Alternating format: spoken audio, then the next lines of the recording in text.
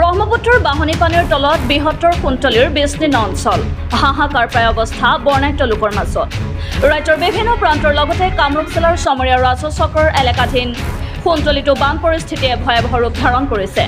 নিশাৰ ভিতৰতে বৃহত্তৰ কুন্তলীৰ একাধিক গাঁও বানৰ কবলত পৰিছে। ব্ৰহ্মপুত্ৰৰ জলপৃষ্ঠ ফেনে ফুটুকা দি বৃদ্ধি হোৱাত অঞ্চলটোৰ কুন্তলী সত্ৰ ৰঙাপানী চাউৰদিয়া পানীখাইটি বৰদিয়া নয়াপাৰা আৰিকাটি আৰু মাহতলী আদি বিভিন্ন অঞ্চল বানৰ কবলত পৰিছে। ইয়াৰ উপৰিও এনডি মথুৰীৰ দক্ষিণ দিশৰ জলজলী নদীৰো জলপৃষ্ঠ বৃদ্ধি পোৱাত কেইবাখনো গাঁও পানীৰ তলত ডুব গৈছে। অঞ্চলটোৰ মালিবাৰী পথাৰ মন্দিৰ এনচি দোৰামাৰী জাওকাটাদিয়া ডেকাচাং ধামাপাৰা অলুপতিকে আদি কৰি বহুকেইখন গাঁও বানত ডুব গৈছে।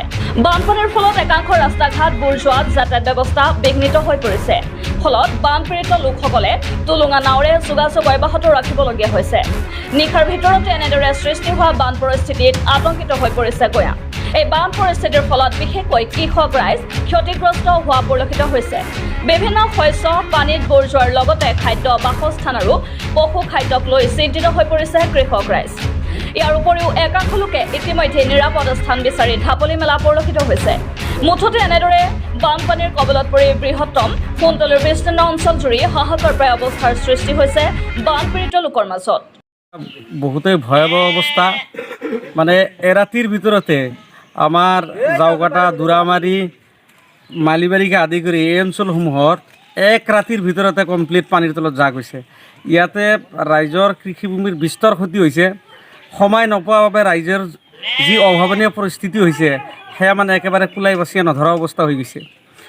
ক'বলৈ গ'লে এক কথাত ক'বলৈ গ'লে ৰাইজৰ লাখ লাখ টকাৰ কৃষিভূমি ইতিমধ্যে পানীৰ তলত যা গৈছে। এতিয়া দুখীয়া ৰাইজে মানে পেটত গামোচা বন্ধাৰ নিচিনা অৱস্থা হৈ গৈছে। তো ল'ৰা ছোৱালীখিনি স্কুললৈ যোৱাৰ কাৰণে একেবাৰে সম্পূৰ্ণ অনুপযোগী হৈ পৰিছে। ৰাস্তা ঘাটসমূহ সম্পূৰ্ণৰূপে ডুব গৈছে। ইতিমধ্যে আপোনালোকে দেখাই পাইছে যে বান পৰিস্থিতি এতিয়াও অনিয়ন্ত্ৰিত অৱস্থাতেই আছে, বাঢ়িয়ে আছে। এতিয়া চৰকাৰৰ ফালৰ পৰাও কোনো ধৰণৰ সাহায্য বা সেনেকুৱা ধৰণৰ কোনো বা প্ৰশাসনৰ ফালৰ পৰা কোনো ব্যৱস্থা বৰ্তমানলৈকে দেখিবলৈ পোৱা যোৱা নাই। যদি ৰাইজৰ হাহাকাৰত দেখিছোঁ হয়তো চৰকাৰে বিষয়খিনি গুৰুত্ব সহকাৰে লৈ এই অঞ্চলৰ ৰাইজৰ লগত থাকি কিবা নিশ্চিতভাৱে সহায় কৰিব বুলি আমি আশা ৰাখিছোঁ। এই অঞ্চলত বানপানী হঠাৎকৈ বেছি হোৱাৰ ফলত আমাৰ ৰাইজৰ যথেষ্ট অসুবিধাৰ সৃষ্টি হৈছে। যেনেকুৱা আমাৰ ৰেভিনিউ গাঁও ক'বলৈ গ'লে ধামাপাৰা মালিবাৰী বগৰীগুৰি কিসমত কাটনি মোল্লাপাৰা বিভিন্ন অঞ্চলত এক ৰাতিৰ ভিতৰত বানপানী বেছি হৈ যোৱাৰ ফলত আমাৰ গৰু ম'হ ছাগলী ইত্যাদিবিলাকৰ যথেষ্ট হাহাকাৰত পৰিছে। এওঁলোকৰ খাদ্যৰ ক্ষেত্ৰত যথেষ্ট অনাটন দেখা দিছে। গতিকে আমাৰ চৰকাৰৰ ফালৰ পৰাও এই গৰু ছাগল ম'হ ভেড়া এইবিলাকৰ খাদ্যৰ কোনো যোগান ধৰিব পৰা নাই। ঔষধ পানীৰ ফালৰ পৰাও তেনেকুৱা ব্যৱস্থা কৰিব পৰা নাই। আৰু আমাৰ ল'ৰা ছোৱালীবিলাকেও যাতায়াতৰ যথেষ্ট অসুবিধাত ভুগিছে। আৰু আমাৰ বিদ্যুৎ সংযোগৰ যথেষ্ট অসুবিধা হৈছে।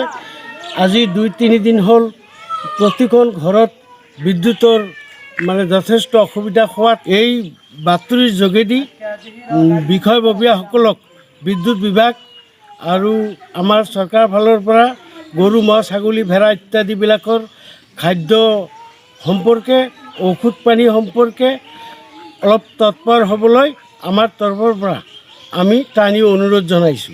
কুন্তলীৰ পানী খেতিত বৰদিয়ানৰ পৰা অৰুৱাৰীকাটি আদি বিভিন্ন অঞ্চলত অতি ভয়াৱহ বানপানী হৈছে। বানপানী হোৱাৰ ফলত বহু ধৰণৰ ক্ষতিগ্ৰস্ত হৈছে। গতিকে মই বেছি দীঘল নকৰোঁ। মই স্থানীয় বিধায়িকা নন্দিতা ডাঙৰীয়ানীক মই কৰজোৰে অনুৰোধ জনাই কওঁ যে অতি সোনকালে যিমান সোনকালে পাৰক আমাৰ অঞ্চলটো পৰিদৰ্শন কৰি ক্ষতিগ্ৰস্ত হোৱা মানুহৰ প্ৰতি লক্ষ্য ৰাখি অলপ কাকত থিয় দিয়ক। পাৰে যদি কিবা এটা সহায়ৰ হাত আগবাঢ়ি দিয়ক। এইখিনিয়ে ক'ব লাগিব।